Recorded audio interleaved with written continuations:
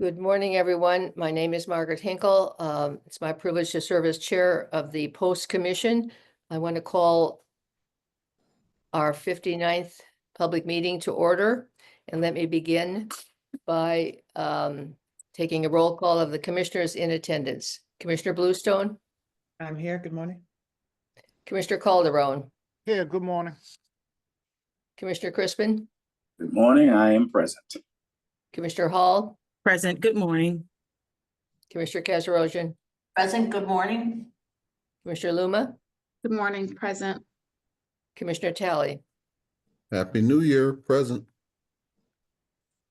And absent this morning is Commissioner Baker. And I think with that, we do have a quorum in attendance. May I ask at this point for a motion to approve the minutes of our December 19th, 2024 meeting? So moved. Is there a second? May I ask for a vote? Commissioner Bluestone, Yes. Commissioner Calderon, Yes. Commissioner Crispin, Yes, Commissioner Hall, Yes. Commissioner Kasserolian made the motion, Commissioner Luma, Yes. Commissioner Talley. Yes. And I'm also affirmative, and with that, that motion is carried. Moving on now to item number 3 on our agenda, the Executive Director report. Turning this over to you, please, Enrique. Thank you, Madam Chair, and good morning, Commissioners. I start my report again with a sad announcement of another officer passing, Officer Richard Reddick from the Dudley and Southbridge Police Departments, passed on January 12th of 2025. He was on medical leave since August of last year and served at the Dudley Police Department since 2023. He was a K-9 officer there. He also served as an officer for the town of Southbridge. Officer Reddick was 49 years old, and our condolences go to the law enforcement communities of Dudley and Southbridge. I'm going to share my screen in a moment, Commissioners, to go through my report. Can everybody see this?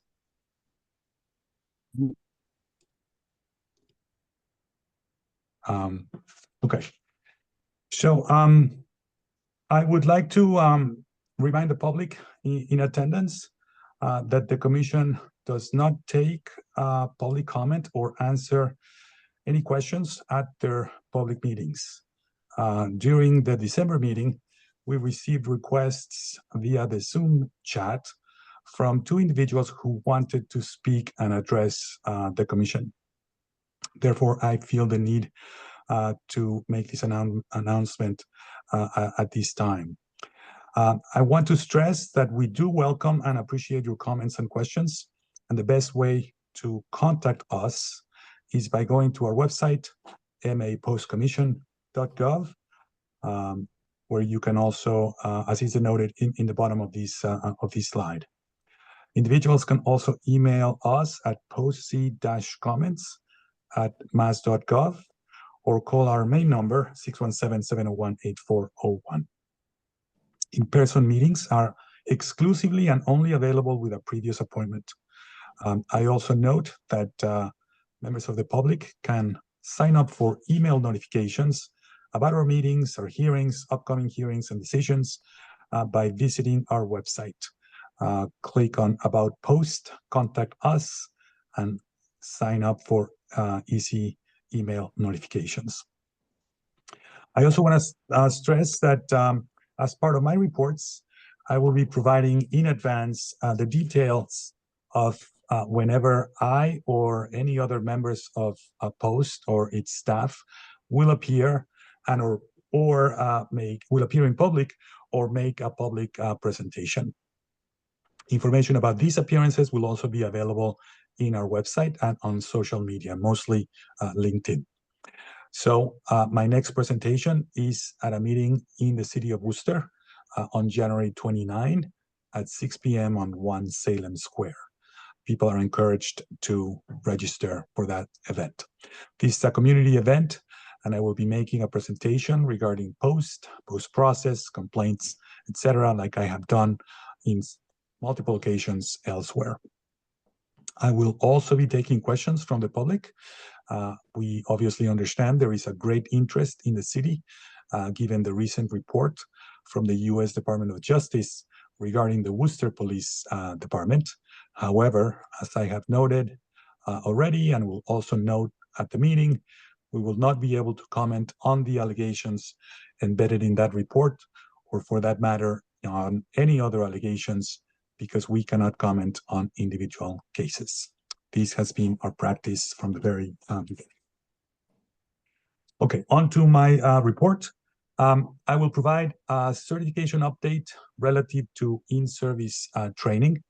I will specifically discuss administrative suspensions, as well as the completion time of certain online courses, which were recently reported publicly.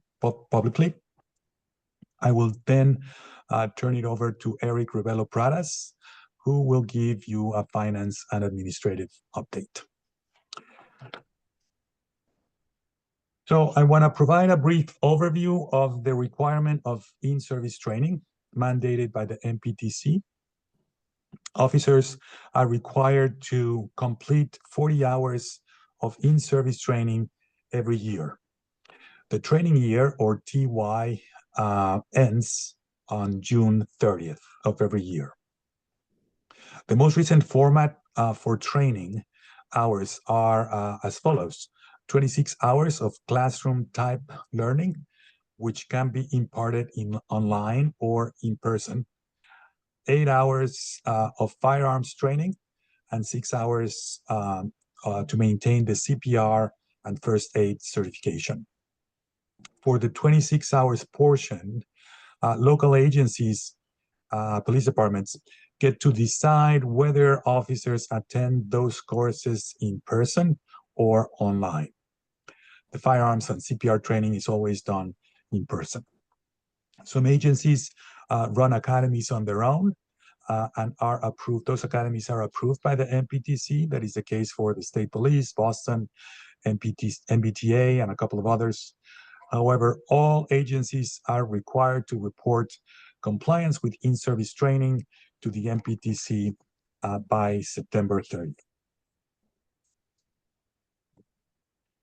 Now, Chapter 6E, or our statute, dictates that the Post Commission shall administratively suspend the certification of an individual who fails to complete in-service training. The statute provides for some limited exceptions, and that is for physical disability, injury, leave, or any other documented hardship. The statute also provides that the administrative suspension is lifted once the training requirements are completed. Now, there is another instance in which Post can administratively suspend the certification of an individual, and that is for failing to report required information to Post. To date, however, we have not suspended anyone for failing to submit reports to Post. However, we have suspended individuals for failing to complete in-service training, some of them very recently, which I will describe in a couple of slides. Now, in order to verify compliance with the in-service training requirements, Post and MPTC do a fair amount of data sharing and coordination. Specifically, Post has access to MPTC records, which include the in-service training information in real time. So as long as agencies are reporting to MPTC about their in-service training compliance, like they are required to do, Post will verify and mark those records accordingly. Post and MPTC also coordinate outreach to agencies in an effort to corroborate that the training records are up to date, timely reported, and in compliance as per the requirements. In several instances, we remind agencies of both requirements, the completion of the in-service training and, of course, the reporting requirement to the MPTC. Finally, MPTC and Post also contact police departments when either agency, Post or MPTC, seeks a lack of compliance by individual officers. It may be fair to say that we have not taken a harsh approach of immediately suspending individuals on September 30th or October 1st. We do a fair amount of outreach to make sure that there's a good understanding of the reporting requirements. There is not a documented hardship or what have you, in order to make sure that we don't suspend people who are making good faith efforts to maintain the compliance as this requirement goes through the dates. So this slide tells the recent history of last year, the outreach that we have done and the compliance verification efforts that we have undertaken, as I mentioned. The deadline I mentioned is September 30th. By mid-October, we started proactively and systematically contacting officers and agencies who were showing unfulfilled requirements.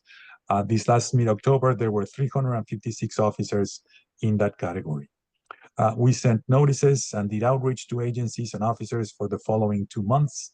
And by last week, we only had 14 officers with such discrepancies. We have individually contacted those 14 officers and their departments by now multiple times, and feel that 8 of them are working to resolve those discrepancies. However, we feel that 6 officers will be administratively suspended at this time. We have notified those officers, their agencies, and will post those suspensions to our website.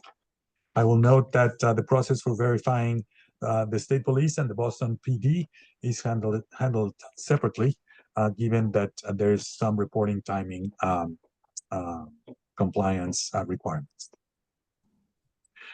I want to talk about a matter relative to compliance with in-service training that was also publicly reported recently. In November of last year, the MPTC ascertained that there were discrepancies between the time that was projected for some of the online courses ascertained by the training and technology vendor of the MPTC and the actual runtime recorded during the training of each officer taking each segment. These discrepancies, the ones that I'm referring to, are only, of course, for online courses. They exclude any instances that are taken in person. Firearms, of course, CPR, as I mentioned earlier, and whenever agencies choose to take the in-service training delivered in person, are not part of what I will be updating you on these moments. We're only talking about online offerings. There is actually a brief buffer, if you will, between the projected time and the actual time. This is estimated to be about a 2-minute differential. So although the online training system that is used to deliver the training has embedded some guardrails preventing individuals from skipping ahead or what have you, MPTC did discover that in some instances, those guardrails were bypassed. In simple terms, this meant that individual officers were able to fast forward or skip ahead in the segment and were marked as having completed the actual course. Now, while MPTC discovered these discrepancies initially on training year 25, it also analyzed the runtimes for the 2 prior years, TY24 and TY23. Now, so the MPTC asked agencies to review every officer with any discrepancy in this timing. The total number of officers with any discrepancies with any segments include 487 officers. This is encompassing all three training years that I mentioned, TY 23, 24, and 25.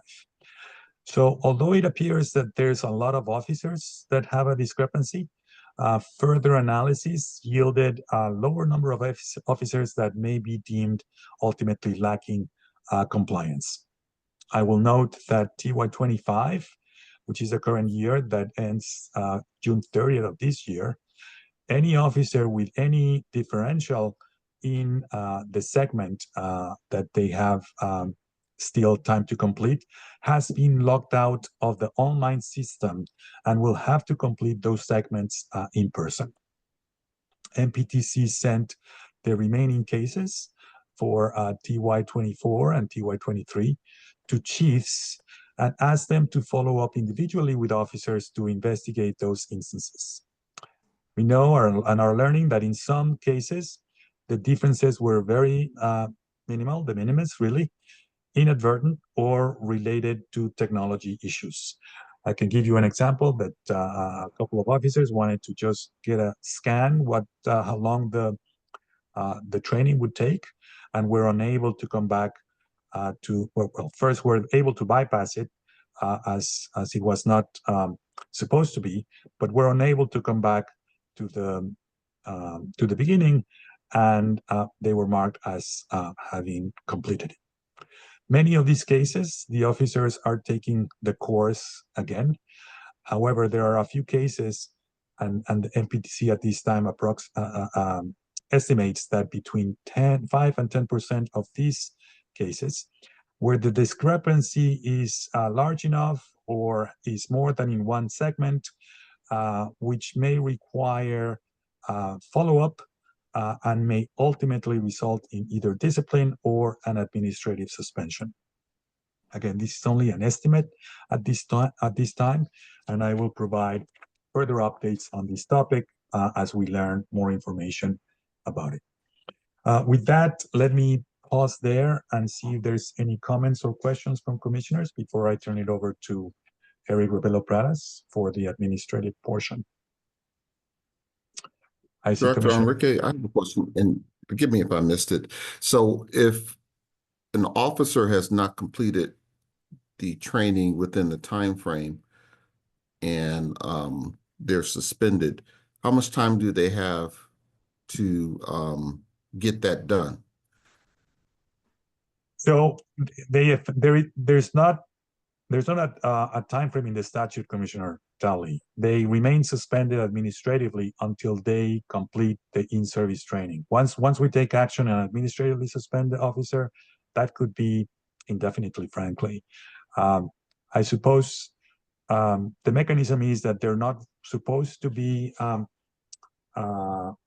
conducting any police duties and functions when somebody is administratively suspended. They would risk liability. The department risks a number of other things if they're suspended and out there, policing, if you will. But this is indefinitely. By the way, there are discussions among the staff, and there was some discussion with the subcommittee on certification that we may want to consider promulgating a rule, a regulation that when somebody comes up for certification after being administratively suspended for a long time, they may end up being not certified. That we would not be in a position of recertifying somebody to administratively suspend them right away. So if somebody was suspended, they come up for certification, our recommendation will be that they will be not certified, and that means they absolutely cannot be conducting police duties and functions. Okay, thank you. Commissioner Bluso. I'm just wondering if you know if the instructions for the trainings themselves are clear in the expectation around viewing the content from start to finish, and also if there are measures internal to the trainings that assess whether the important content has actually been learned, sort of as a separate issue from the amount of time that the officer is participating in the training.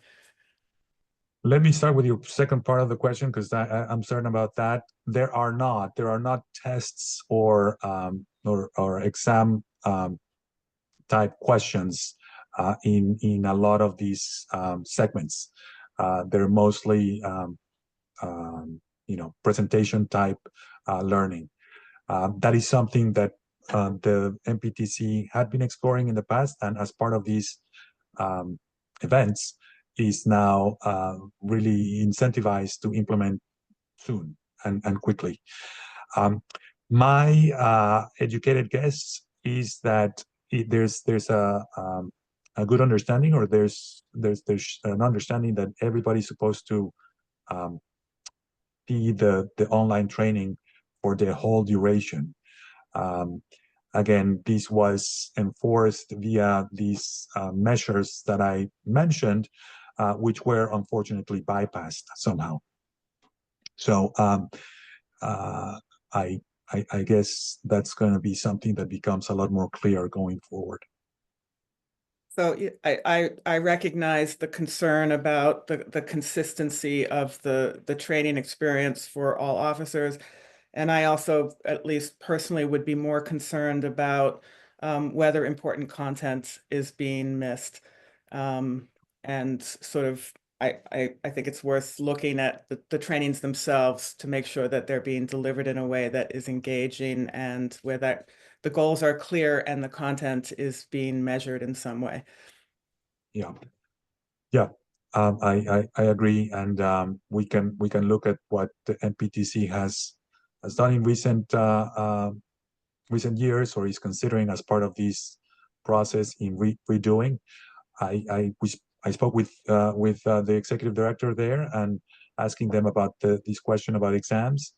I know when we take our ethics training, for example, every year, there is interim questions that you can fail and come back and review the portion to solidify the learning, which I understand to be a very effective approach. And then you pass, and you are marked completed. So I would like to think that that's something that they will do and embed in their training going forward. I'll mention one more thing, Commissioner. Some of these segments are actually build on each other. So there may be a legal updates number 1 and legal update number 2, and the material, again, understandably builds on each other. So there some of what the discrepancies that the MPTC identified were in a minority of the cases on multiple segments, which is worrisome in the sense that it was more than one segment. It's not coincidental, perhaps, again, in some of these cases. And there's a potential for a couple of clusters on the analysis, that there's a potential that a few officers within a couple of agencies sort of knew about this failure in the system, if you will, or this vulnerability, and may have, I don't know for a fact, may have told each other and whatnot. So that's the piece that is of most immediate concern to the MPTC and the chiefs, and again, we'll follow up on that as we ascertain more information.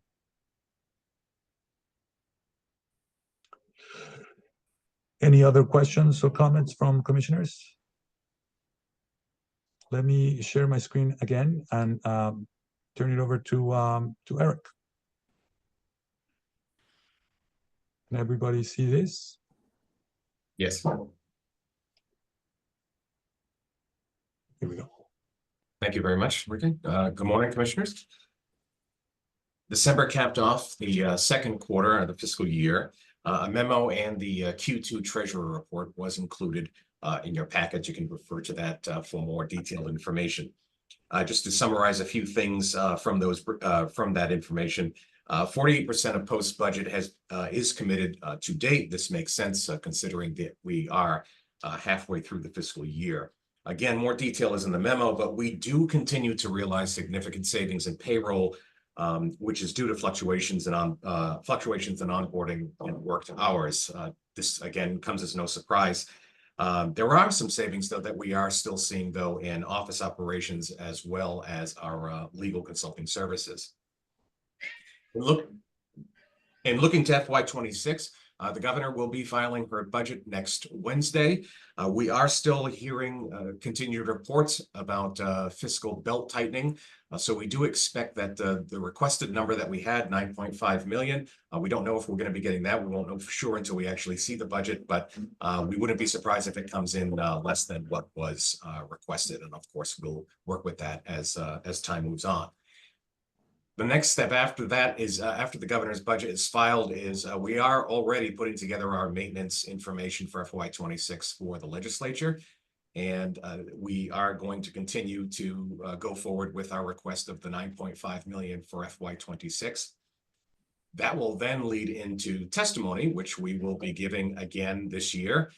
Most likely sometime in February or March. Nothing has been scheduled just yet, but the staff has already started assembling data and information to assemble that testimony. Next slide. Just real brief on some hiring. We do have a current pending offer for an ICT support specialist. Once onboarded, this will get us to 50 employees. So our headcount will be 50 for the post commission. And we are still projecting to have 53 by June 30th, the end of the fiscal year. We do have several open positions right now, some of which are posted. We are reviewing resumes currently for the Deputy Director of Division of Police Certification.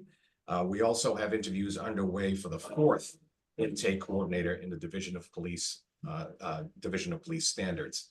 We also have a posting right now for a legal intern, which we're hoping to fill this spring as well. That concludes my update.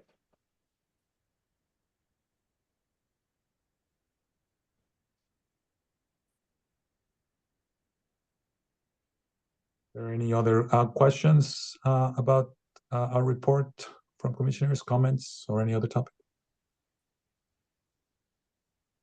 Don't think I see any hands in the air. Let me thank you, Eric, and you, Enrique, for your reports.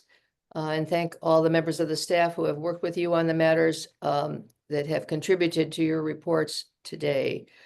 And I think then with that, Enrique, can we move beyond your report to the next matter? Is that the case? All right. That's right.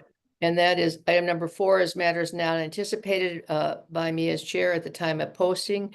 There are none.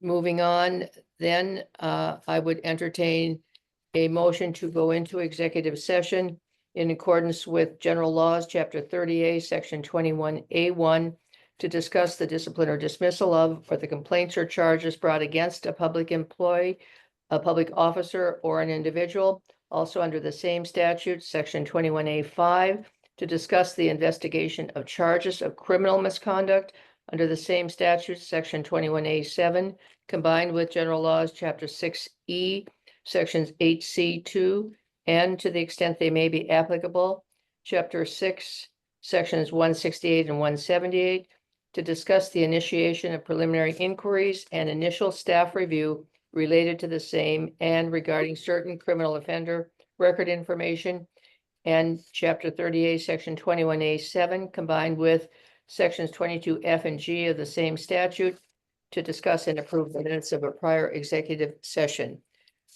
We'll be addressing in the executive session reports of preliminary inquiry in 2 instances.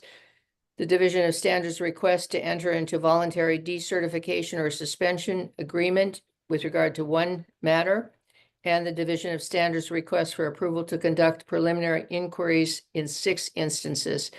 We will also be addressing the approval of minutes of our executive session at our last meeting, which was held on December 19th, 2024. Is there a motion to go into executive session? So moved. I'll second. Thank you. May I take a vote on that? Commissioner Bluestone, please. Yes. Commissioner Calderon, Yes. Commissioner Crispin, Yes.